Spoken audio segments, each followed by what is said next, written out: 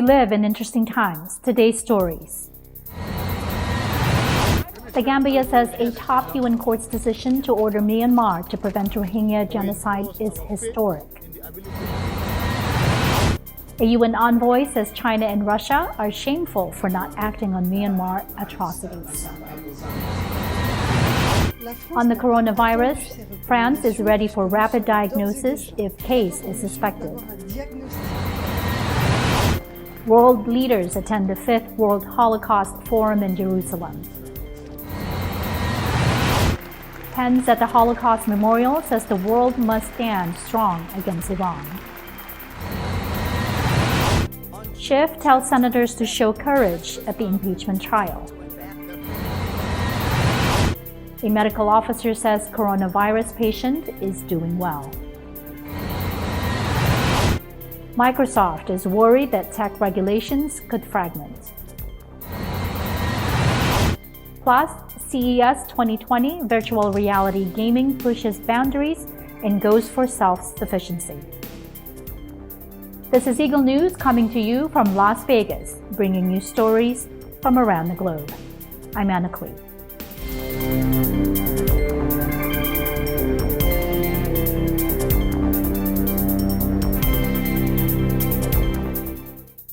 Gambian Justice Minister Abubakar Tambadou says the decision by the UN's highest court to order Myanmar to do everything in its power to prevent the alleged genocide of Rohingya Muslims is historic for international law and the Rohingya. This is a historic day today, not just for international law and the international community, but especially for the Rohingya. The fact that the decisions they have given today is unanimous. All 17 judges from the different parts of the world representing different cultures and values have all agreed that genocide cannot be tolerated by anyone in the world, and that the Rohingya in Myanmar need protection as a recognized ethnic group in Myanmar. I feel that this is very, very strong and milestone and historic result for our community. Today, this result gives us a kind of much encouragement for our community. This Burmese government must comply, these provisional measures to stop or prevent genocide immediately. The UN's highest court ordered by Myanmar on Thursday to do everything in its power to prevent the alleged genocide of Rohingya Muslims as international justice stepped into the crisis for the first time. The International Court of Justice rejected arguments made by Myanmar's civilian leader Aung San Suu Kyi in The Hague in December and set out urgent steps for the majority Buddhist nation to end the violence. The mainly Muslim African state of the Gambia had asked the court to impose emergency measures following a 2017 military crackdown by Myanmar that sent around 740,000 Rohingya fleeing into neighboring Bangladesh. Presiding Judge Abdul Qawi Ahmed Yousaf said that the court was of the opinion that the Rohingya in Myanmar remain extremely vulnerable and needed to be protected from further bloodshed. Thousands are suspected to have been killed in the crackdown, and refugees brought widespread reports of rape and arson by Myanmar's military and local Buddhist militias. The court ordered Myanmar to take all measures within its power to prevent the commission of all acts described by the 1948 UN Genocide Convention, under which Gambia brought the case. These acts included killing members of the group and deliberately inflicting on the group conditions of life calculated to bring about its physical destruction in whole or in part. The court ordered Myanmar to report back within 4 months and then every 6 months after that. It also told Myanmar to prevent the destruction of any evidence of crimes against the Rohingya. UN Special Rapporteur on Myanmar, Nikki Haley, calls China and Russia shameful for not acting on the atrocities committed against the Rohingya Muslims in Myanmar, hours before the International Criminal Court ordered measures to prevent the genocide of the minority group. I have been stressing setting up an international ad hoc tribunal dedicated to the situation of Myanmar.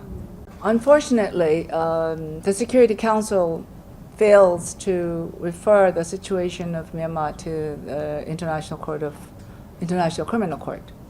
And I think we must continue to put pressure on the Security Council of its failure to do this by not referring the situation to ICC. The Security Council is really not fulfilling its obligations and its responsibilities. China and Russia in the Security Council,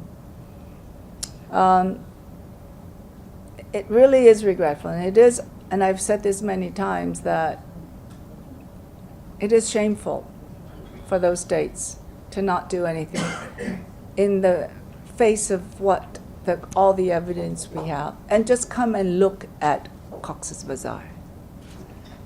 That's not fabricated news. That's not fake news. I'm hoping that, especially China, with its attempt to become one of the top global leaders, you cannot become a global leader without respecting human rights. And by respecting human rights, you have to seek justice and accountability. French Health Minister Agnès Buzyn says France is able to conduct a very rapid diagnosis if a case of coronavirus is suspected in France. Speaking from a press briefing on the epidemic, she added that a center in line will be operational in addition to the Pasteur Institute to conduct the emergency tests. La France n'a pas attendu ces recommandations puisque nous sommes d'ores et déjà d'abord en mesure d'avoir un diagnostic très rapide. Le Centre national de référence des coronavirus à l'Institut Pasteur et d'ici demain un centre à Lyon seront en mesure de faire un test diagnostique rapide en quelques heures. Donc si nous avons une suspicion de cas sur le territoire, nous pouvons savoir en quelques heures si la personne est réellement malade ou si elle est atteinte avec un autre virus comme la grippe, puisque nous savons qu'aujourd'hui la grippe circule en parallèle. European airports from London to Moscow stepped up checks Wednesday on flights from the Chinese city at the heart of a new SARS-like virus that has killed 17 people and spread to the United States. Britain advised against all but essential travel to Wuhan, the central China city from where the virus spread, while European health authorities put the threat of the virus spreading to moderate. The coronavirus has sparked alarm because of its similarity to the outbreak of SARS, or severe acute respiratory syndrome, that killed nearly 650 people across mainland China and Hong Kong in 2002 to 2003. The new virus emerged on the eve of the Lunar New Year holiday, during which hundreds of millions travel across China to meet up with their families. The European Center for Disease and Prevention and Control said in a statement, quote, "The upcoming Chinese New Year celebrations at the end of January will cause an increased travel volume to and from China and within China, hence increasing the likelihood of arrival in the EU of possible cases. There is considerable uncertainty about the mortality and morbidity of this disease, and more epidemiological data is urgently needed to get a better understanding of the virus." World leaders and Holocaust survivors Thursday set to mark 75 years since the liberation of Auschwitz, the World War II death camp where the Nazis killed more than 1.1 million people, most of them Jews. The presidents of Russia and France, U.S. Vice President Mike Pence and Britain's Prince Charles, representing the wartime Allied powers, addressed the somber ceremony at the Yad Vashem Holocaust Memorial Center in Jerusalem. Gathered are more than 40 heads of state, premiers, and royals, the biggest international diplomatic gathering ever held in Israel, which was guarded by more than 10,000 police, one-third of the national force. Alongside Israeli Prime Minister Benjamin Netanyahu, the leaders warned against a resurgence of anti-Semitism in speeches at the Memorial Center for the 6 million Jews that Nazi Germany killed in gas chambers, ghettos, and forced labor camps. Israeli President Reuven Rivlin, calling on the world to stand united in the fight against racism, anti-Semitism, and extremism, said this is a historic gathering not only for Israel and the Jewish people, but for all humanity. Up next, Pence at the Holocaust Memorial says the world must stand strong against Iran. Schiff tells senators to show courage at the impeachment trial. A medical officer says coronavirus patient is doing well. Microsoft is worried that tech regulations could fragment. Plus, CES 2020 virtual reality gaming pushes boundaries and goes for self-sufficiency. Eagle News will be right back. Stay with us.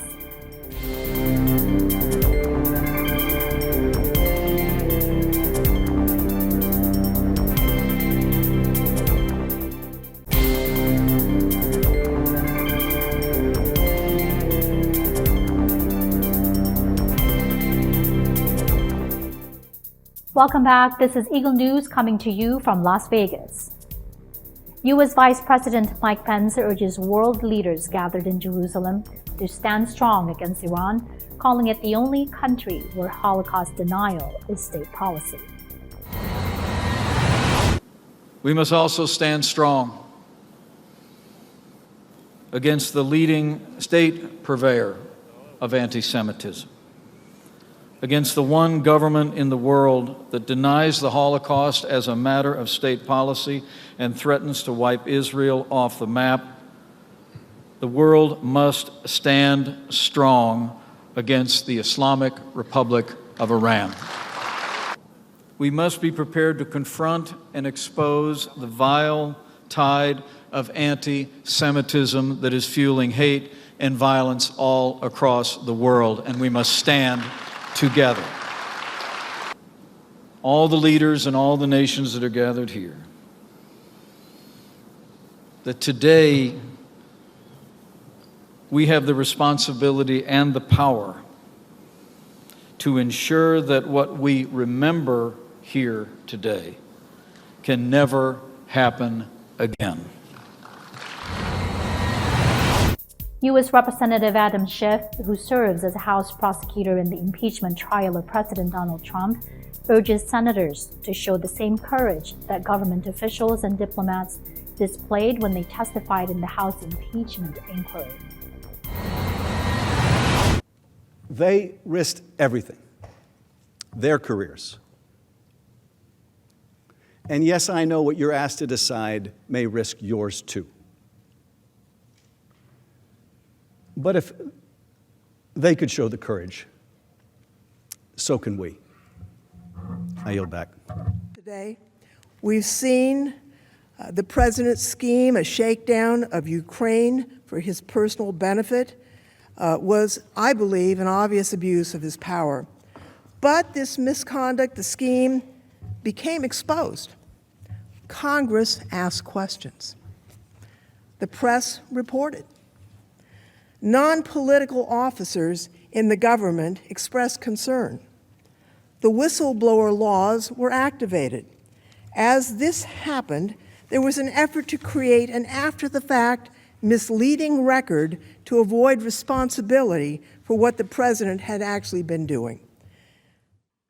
Democrats Wednesday accused President Donald Trump at his historic Senate impeachment trial of seeking to, quote, cheat to ensure re-election in November as they began laying out their detailed case for removing him from office. Adam Schiff, head of the House of Representatives prosecution team, took to the Senate floor to deliver hours of methodical arguments to a hushed chamber that was hearing only the third ever impeachment trial of a U.S. president. A chief medical officer at Providence Regional Medical Center, Everett, says a man living near Seattle in the U.S. state of Washington who has contracted a coronavirus that has already infected hundreds in China appears to be doing well.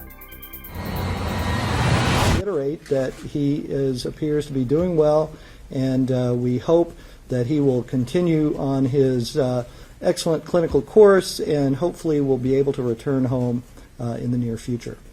As of now, there are at least 16 identified close contacts.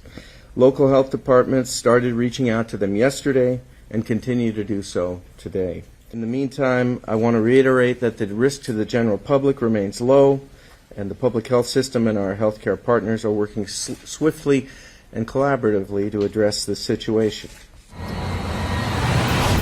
Microsoft's president of global sales, Jean-Philippe Courtois, says that the tech giant manages to avoid much of the criticism leveled at other technology companies by not aggregating data, but that he is still worried that regulations in the field could fragment or move further and further apart. All of us, every day, in many of the consumer services available to you, there's some AI infused into it. I think we all have, all the stakeholders, big enterprise, startups, governments, NGOs, have to work together on educating what is AI and demystifying. We are a platform and a tools company that is using its scale, because we've got scale for sure, out of our cloud capacity in 54 regions of the world, AI, blockchain, and a lot of additional services to really enable our customers to do more. So it means that we are enabling them to build some IP, to build some differentiation. Des compétiteurs, parce que Microsoft est uniquement un acteur qui crée et développe des plateformes comme notre cloud Azure, comme nos services de collaboration Microsoft 365, mais qui ne va jamais être un agrégateur de données comme le sont d'autres acteurs tech. Donc on se différencie de manière très claire. Nous sommes le partenaire de la transformation des entreprises pour qu'eux deviennent des tech companies et aient une valorisation et un impact beaucoup plus grand dans leur business. Confronté à ça, il y a déjà des lois différenciées par pays en matière de politique de cloud, en matière de sécurité, cyber security, en matière de droit de la personne, de privacy. Tout ça, c'est quelque chose dont on est en fait en phase et que l'on adapte à nos produits pour être totalement en accord avec ces régulations. L'un des risques, bien sûr, c'est que du fait de la géopolitique mondiale, ces plaques tectoniques se fragmentent ou s'éloignent de plus en plus. Let's go back to CES 2020, where virtual reality gaming pushes boundaries and goes for self-sufficiency. Eagle News correspondent Brian Sanson gets up close with a virtual reality gaming expert and learns how the industry is adapting to the changing times. Take a look. Although it draws similarities to the arcade games of old, VR or virtual reality games are taking the gaming world to another level. VR gaming has taken a leap in the past few decades in both popularity and innovation, but tech companies like VR Leo are pushing the boundaries for what's possible for the arcade game. CEO of VR Leo, Patty Liu, tells us her vision on VR gaming and the steps she's made to make the VR arcade kiosk truly self-sufficient. VR has been in gaming for several years, but it's very, very trendy right now, and it's like a new generation. What I did is to bring the new generations to another easier steps, to make it like self-service in every location. This machine does not need any step to help the players to play the games. They're going to be doing everything by themselves. And I have a feeling that it will be more popular than right now.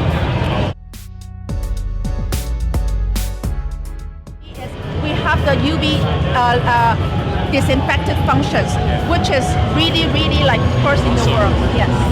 Oh, okay. Can you explain a little bit more in detail? So what happened is when the buyer starts playing the games, so the head will drop down. The headset will drop down like those. Yeah. And in the meanwhile, after they finish the game, the headset will go back up, and I have 4 UV lights turned on. And they will turn on for 28 seconds for the FDA requirements. Yeah. Hygiene is one of the new things that we have to be focused for the VR. Right, okay, so I guess my last question is for you, what games do you have? This software has 4 games right now, but the software itself can load up to 18 games. So then we can have games constantly renewing to attract players. Oh, okay, wow. Can we play? Of course. I guess there's nothing left to do but to play. A self-service VR arcade kiosk? Not sure when we'll have it in our neighborhood, but I'm definitely excited about it. But for now, I'll just keep playing the Oculus Rift. What's your favorite VR game? Let us know in the comments below. From CES 2020, I'm Brian Sanson, 1 with 25. Thanks, Brian. That is today's Eagle News. Join us again tomorrow for stories that matter to you. Visit our websites at eaglenews.net and eaglenewslive.com. Follow us on Twitter at twitter.com/eaglenews and on Facebook at facebook.com/eaglenews. Thank you for watching. I'm Anna Cui, and I'm 1 with 25.